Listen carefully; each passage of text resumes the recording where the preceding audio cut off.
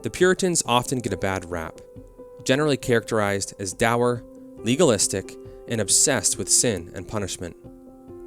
But despite being so prevalent, such a view isn't actually all that accurate. In short, there's a lot more to the Puritans than you might think.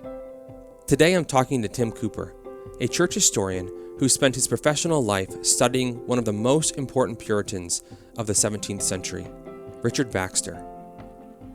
We dive into the fascinating history behind Baxter's rise to prominence in his own day, explore his unique approach to pastoral ministry, and discuss what lessons modern Christians, especially church leaders, can learn from his example today. Let's get started. Well, Tim, thank you so much for joining me today on the Crossway podcast. It's a pleasure, Matt. Great to talk to you about Richard Baxter. So you're a well-known Puritan scholar, someone who spent a lot of time getting to know a group of Christian leaders and thinkers and pastors from history who often, I think I'd have to say, get a bad rap a little bit. They're not necessarily the in the way that they're described, always given a super positive light. So I'm curious if you could explain a little bit how you got into studying the Puritans. Well, look, Matt, to be honest, it was just providential. Richard Baxter was such a good choice for a PhD topic, but I really can't claim any credit for it. I was here in New Zealand. I just wanted to do a PhD in history. I was interested in the Reformation, and I went to the lecturer who might supervise something on the Reformation, and he had Richard Baxter's unpublished letters and papers on 7 microfilm reels, and he pointed at those and he said, well, what about Richard Baxter? And I did just the slightest bit of reading about Richard Baxter, and I thought, oh, well, why not? And I launched in. So, it didn't come out of this deep love of the Puritans or even a great awareness of the Puritans. It was the suggestion of my supervisor, but what a great suggestion, because you're right about the Puritans. Who wants to be called a Puritan? So clearly, somehow, it's a bad word, but these are great men and women who have real depth and weight, who take God seriously, who take faith seriously, who take heaven and eternity seriously, take everything seriously. And, in an age of comfort and entertainment and celebrities, I think we can learn something from the Puritans. So, looking back, I had no idea. I'd love to say this was my choice, and it was a great choice. It was a great choice, but it really had little to do with me. It's changed my life, and I'm just grateful to God that my supervisor had those reels of microfilm. I really am. Well, so I want to jump into that particular topic right now. Before we keep going, you've said a couple times microfilm, and for the younger listeners right now who are wondering what you're talking about, explain what that was and how you use those. Oh, I'm showing my age, of course. Microfilm, this obsolete technology. This is literally a roll of film. Like, imagine a movie reel.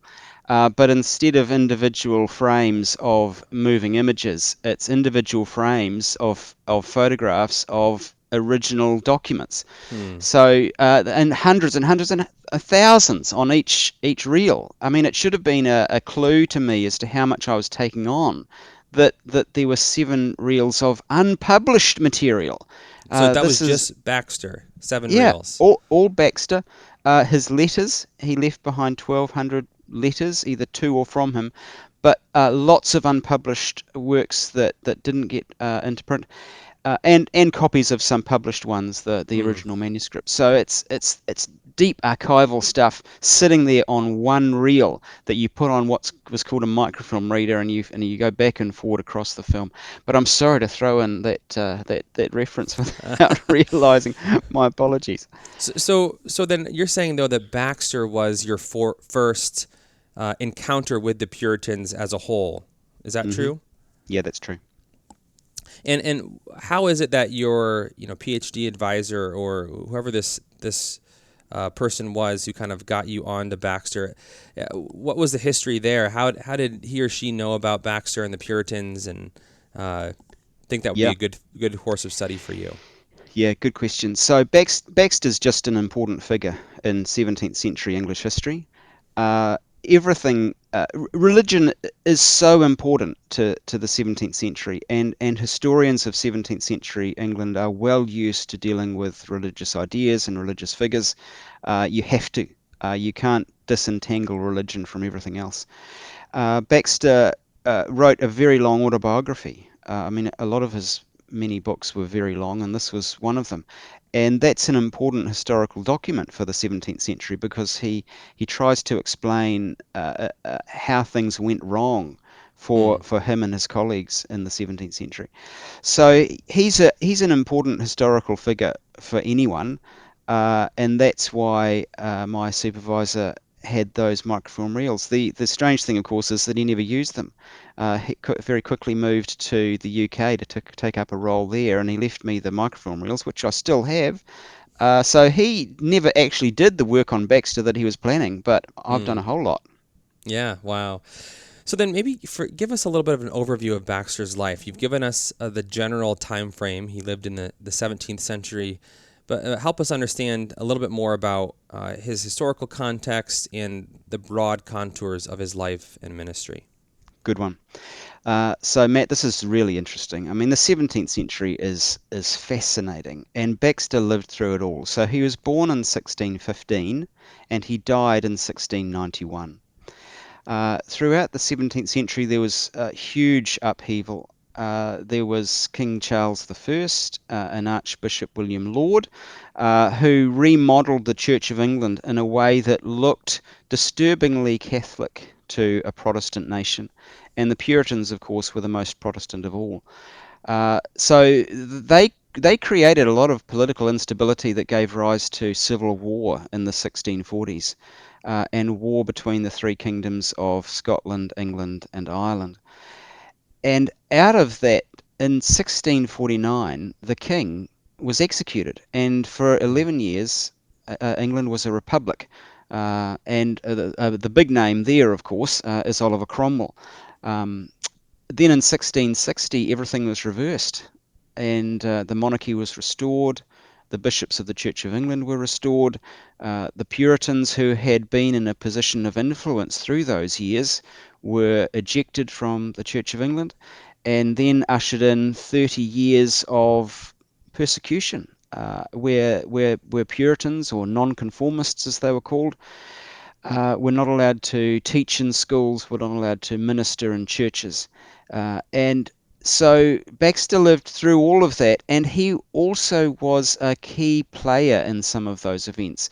So when there were negotiations in 1660 through to 61 between leading Puritan figures within the Church of England and the bishops who are newly restored, Baxter's one of those key players in there. Mm.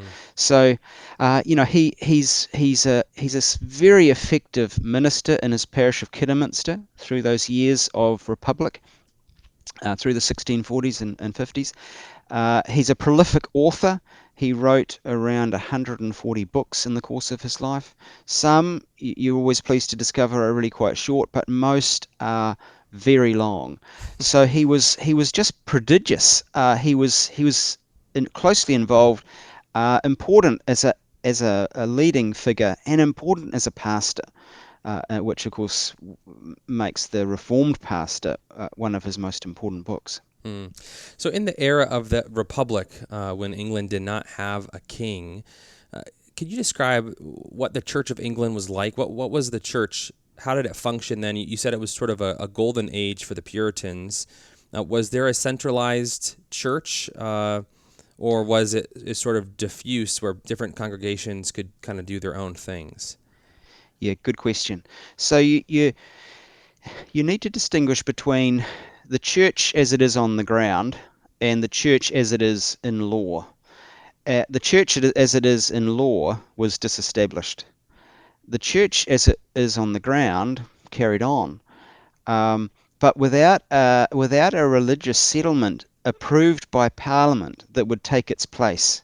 There were efforts at settlement, but they were ramshackle and incomplete. There was an attempt to bring in Presbyterianism, but that took root only in a few locations such as London and Lancashire. Otherwise, there was a great deal of freedom to experiment, and Baxter worked this out. So there was no national directive, there was no national settlement to say this is how things are going to be done. So Baxter took his chance in his local parish and with his surrounding ministers to adapt his pastoral ministry to what he felt was the best and most scriptural way of going about it. So there was a lot of freedom because the bishops, for one thing, had been disestablished. Hmm. They were in hiding or lying low, um, and so there was no one really to tell Baxter what to do. So he did his own thing Yeah. with great success. Well, and so I think you're referring to and I'm not even sure I can pronounce this, so you might have to help me with this, the Worcestershire Association, Ah, and that was a collection of local ministers who kind of banded together. Is that right? yeah. So yes, now that's pretty good approximation. The Worcestershire is how I'd say it, but of course I've got a New Zealand accent, so who can say who's right? The Worcestershire Association. Yeah. So Baxter believed that the pastor in his congregation was the leading figure who had oversight of the souls within that congregation, and not a bishop who existed in a city, tens, hundreds of miles away, with oversight over thousands and thousands of souls. So Baxter thought of himself as the bishop in his congregation. But that didn't mean that he wanted to be isolated and on his own. He wanted to provide a formal way of connecting with his fellow ministers in neighbouring parishes throughout the county of Worcestershire. So he basically invited them to a meeting once a month, and they would all travel to the same place together. They would discuss difficult challenges that they were facing in their ministry, difficult cases of people who might have fallen into sin, and also discuss big ideas and talk theology. So it's like I don't know if you have the phrase in the United States, Matt, of ministers fraternal, but Hmm. it's a bit like a ministers fraternal. Yeah. This was Baxter's idea to bring about, and he did it. Yeah. Wow. Yeah. I think there's similar things in the U.S. and I'm sure abroad, with these kind of loose networks of churches, perhaps that would kind of Yeah. approximate what he was going for here. hmm So then speak a little bit to the Reformed Pastor, this really large work that he wrote. You've referenced it a couple times. What was he getting at in this book, and what was he trying to accomplish? Yeah, good questions. So he wrote the book for one of these meetings. So they planned to gather for a day, and Baxter, it seems, because it's a very long book, was going to speak to them about these aspects of pastoral ministry that they were agreeing to. So as Baxter met with these ministers, it wasn't just month by month and nothing much changed. They also agreed on a common way of working, so that any pastor in that association would go about their ministry in the same way. And one of the important early convictions was that every pastor should know every person individually in his care. And as the years went on through the 1650s, Baxter himself latched onto a method of making that happen. So he devised a process whereby all of the families in his parish who wanted to do this would come to him once a year, and he would examine them on the faith. He would ask them questions. He would see where they were at. He would test their understanding. He would ask how they're going pastorally. He would respond to the issues and concerns that they had, and Baxter found that to be very effective, and wanted to share that with his fellow ministers. So he encouraged them towards the same practice. And this big day, this gathering in December of 1655, was designed to really move them along towards embracing that. As it happens, he was sick on the day, but still he got their agreement, and in 1656 they published their agreement to go about their work in this way. And in the same year, Baxter published the Reformed pastor, which really lays out his prescription for how pastoral ministry should be done in the context of England in the 1650s. So was that idea of, personally visiting with congregants on at least an annual basis and kind of having that one-on-one time with them, was that a new or kind of a revolutionary idea for his time? And especially if so, what was behind that conviction that that was a key part of pastoral ministry? Yeah, that's a great question, Matt. So it's both new and old. It's old in the sense that Baxter, like all the Puritans, knew his Bible back to front, was very familiar with Acts 20:20, where Paul is talking to the elders at Ephesus, and he reminds them about his ministry among them, and he talks of going house to house. And also, he leaves the elders at Ephesus with the command to take care of yourselves and of all the flock. So Baxter was animated by that verse, take care unto yourselves and unto all the flock. And he understood all the flock to mean all the flock, not just some, but all individually, and going house to house. So actually, not just like a church meeting on a Sunday. That was great, but not sufficient in itself. He took it from Paul that pastors should also go from house to house, visit individually with families, and have those kind of intimate, personal, deep conversations, and really know their people, know who's in their church. Well, that's certainly revolutionary in mid-17th century England, partly because, as I've mentioned, the existing model had been that you had a bishop of a diocese, and a diocese could have hundreds of thousands of people in it. Well, they did, and I mean, many. It's inconceivable that any bishop in that framework could know individually everyone under their care. So Baxter felt that was hopelessly inadequate, and that pastoral care needed to be done and overseen at the level of the local congregation. So, but boy, meeting individually, that was new. No one did that. That was Baxter's determination, and because it came at a cost. He devoted 2 days a week, he and his assistant, from morning till evening, and families would come hour by hour, and don't think that the 17th century was sort of any less busy than our age. I mean, the Puritans were nothing if not active and busy. But Baxter devoted 2 days out of every week so that he could get through every family in his parish in each year. So, yeah, old, drawn from Acts 20, new, no one had applied it like that. Yeah. And you said that earlier that families would sort of volunteer. They had to agree to do this, and then they would come to him. And I imagine some people listening right now might think, man, that sounds kind of intense to volunteer to go talk to my pastor and not just maybe share my struggles, but to actually, you seem to suggest there was a level of testing and poking and prodding and kind of ascertaining how they are doing in the faith. What were those meetings like, and what would compel a normal congregant at that time to go do that? Yeah, so perhaps I'll start with a general context for you, because you need to imagine an English parish. So an English parish like Kidderminster might have around 2,000 people in it. And it's a mixed bag, right? So everyone who's born in England is baptized and is considered a Christian and a member of the church, and therefore a member of the parish.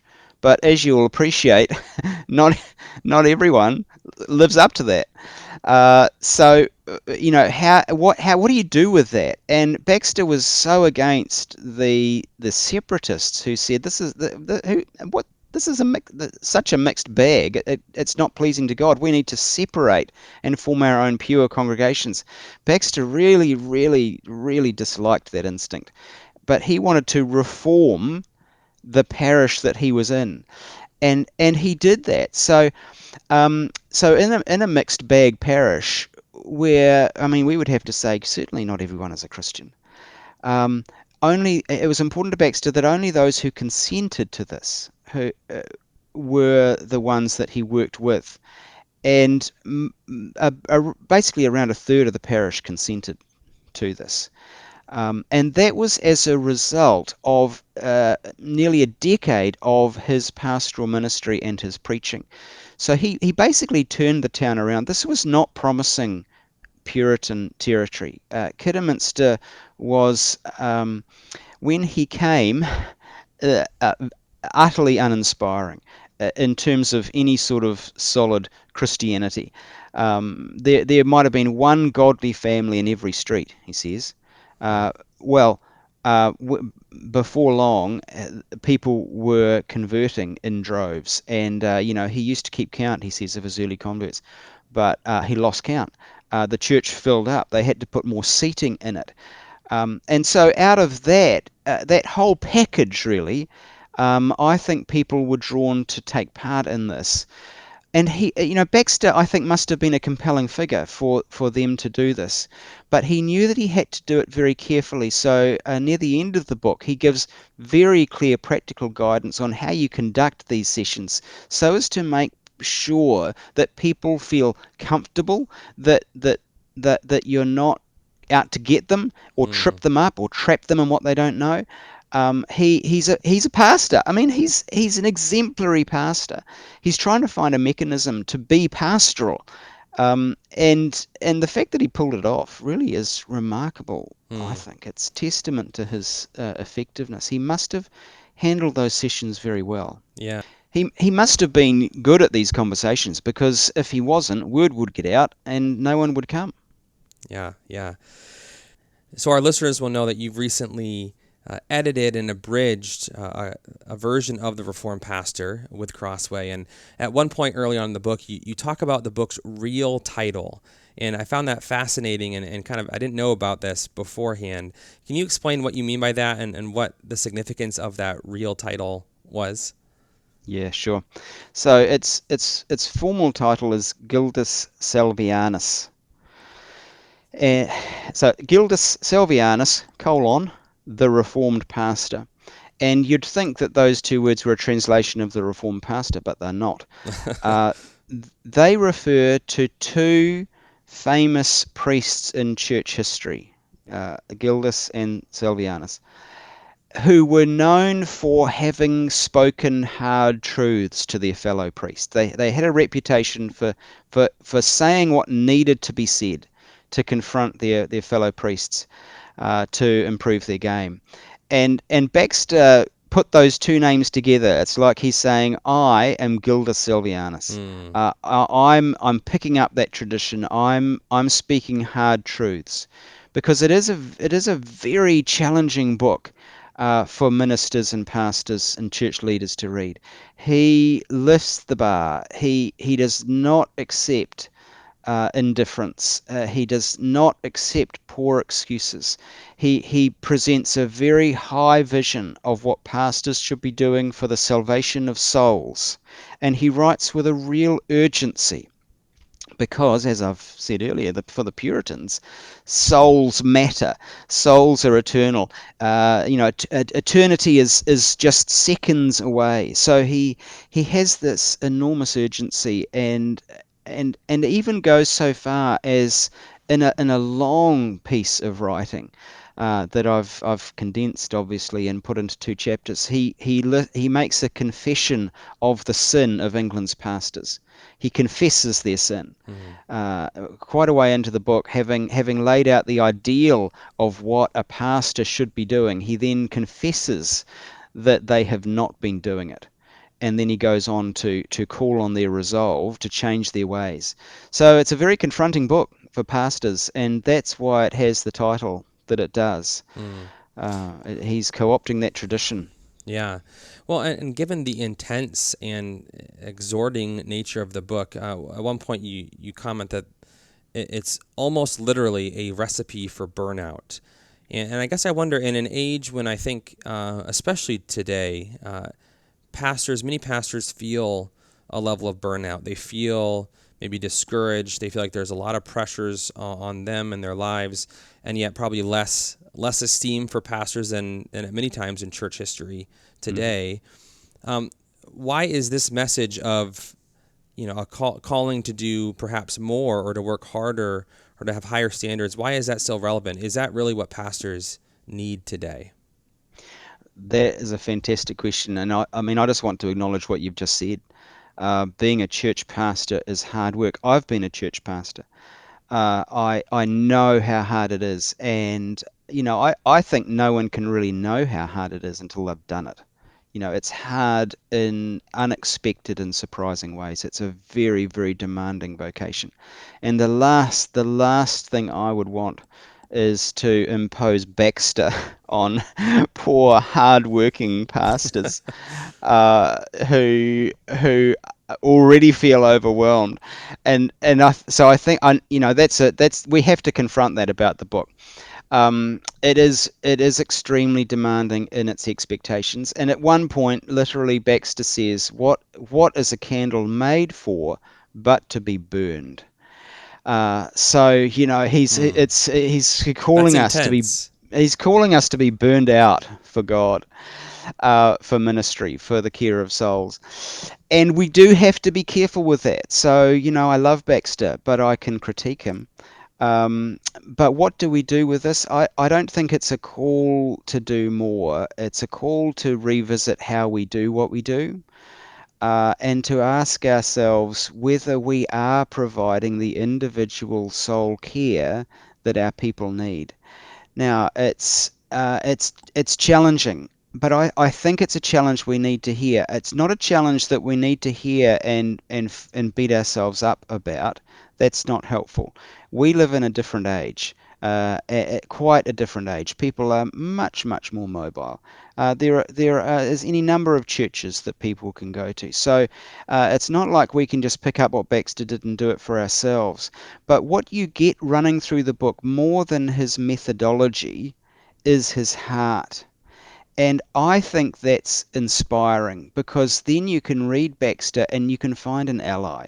You can find someone who says, what you're doing is hard and demanding, and I'm expecting a lot, but it's important. It matters. Here's why it matters. Here's why it has this value.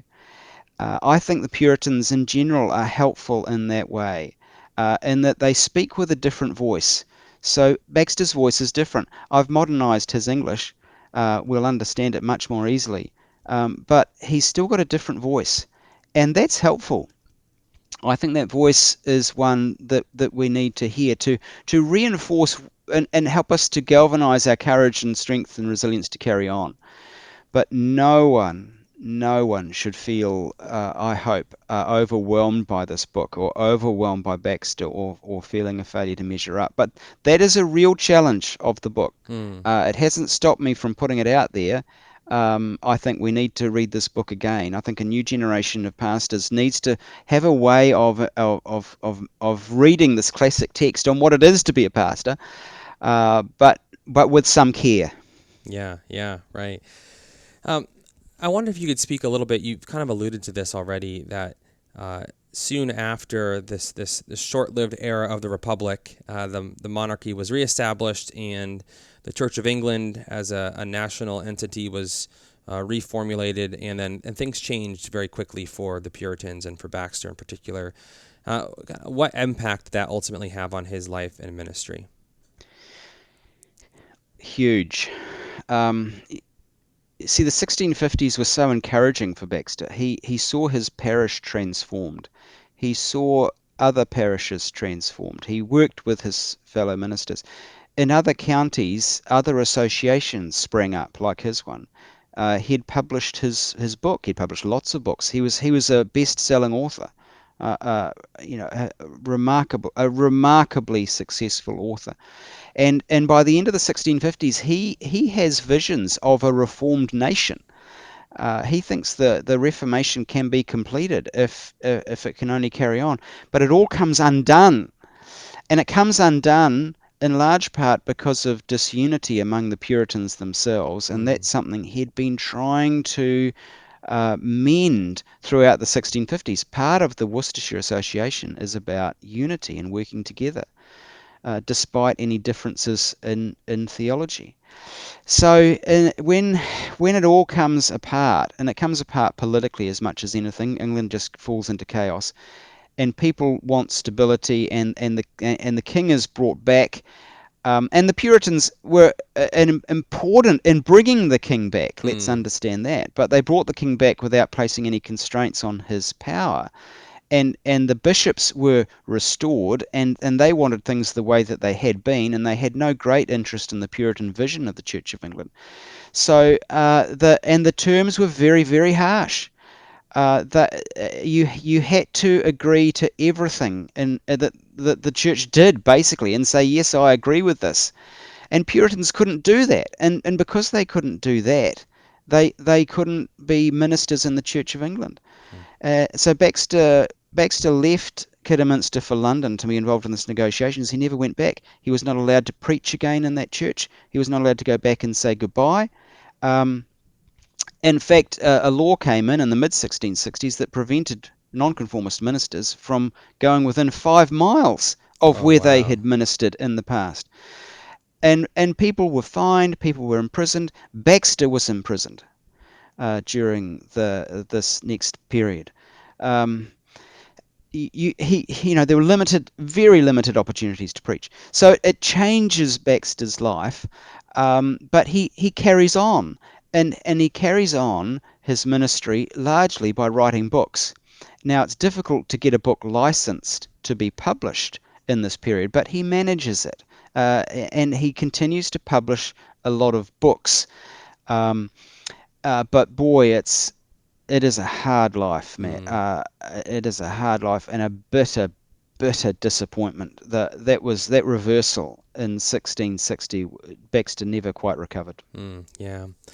Well, maybe as a last question, I wonder if you could speak to the person listening right now. Maybe it's a pastor, maybe it's just a layperson who appreciates history and theology, and who is interested in Baxter. Now that they've heard you share a little bit about him, but still would have to say they feel a little bit intimidated, perhaps, by the thought of digging into a Puritan. They've heard the scary stories about Puritan writings, and just wonder, could I get through that?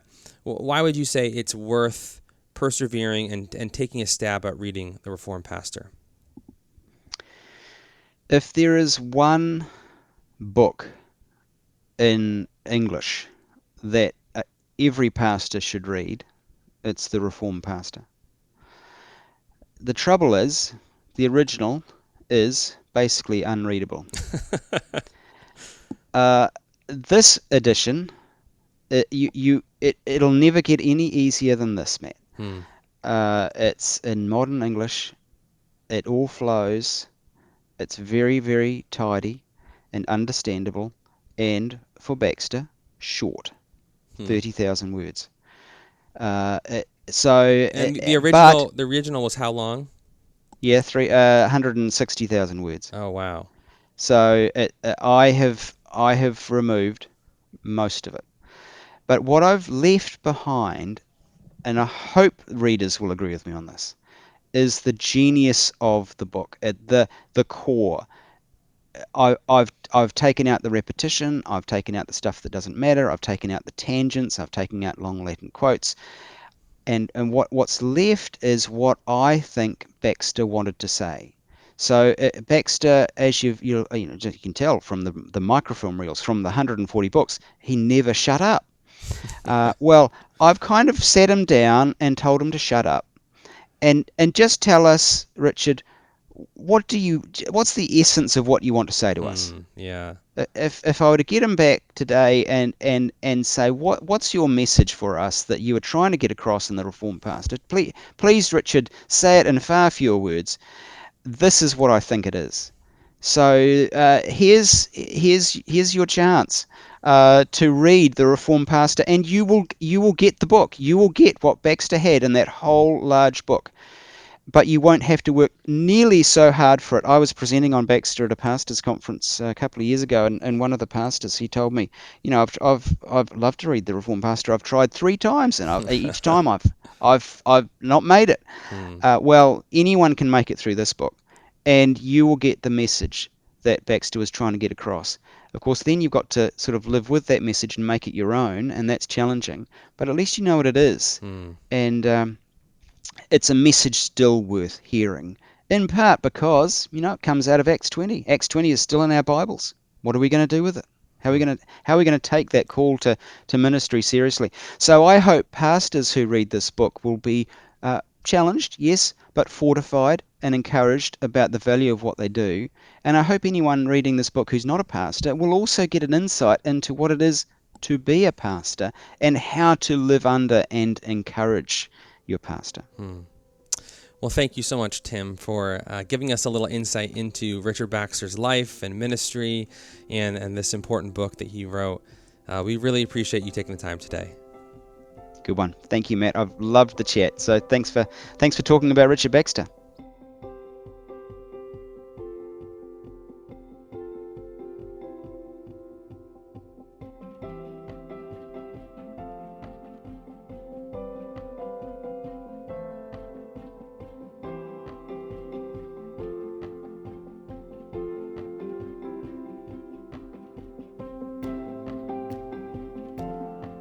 That was Tim Cooper on Richard Baxter. For more, be sure to check out his freshly edited and condensed edition of Baxter's classic work, The Reformed Pastor, available online or at your local Christian bookstore.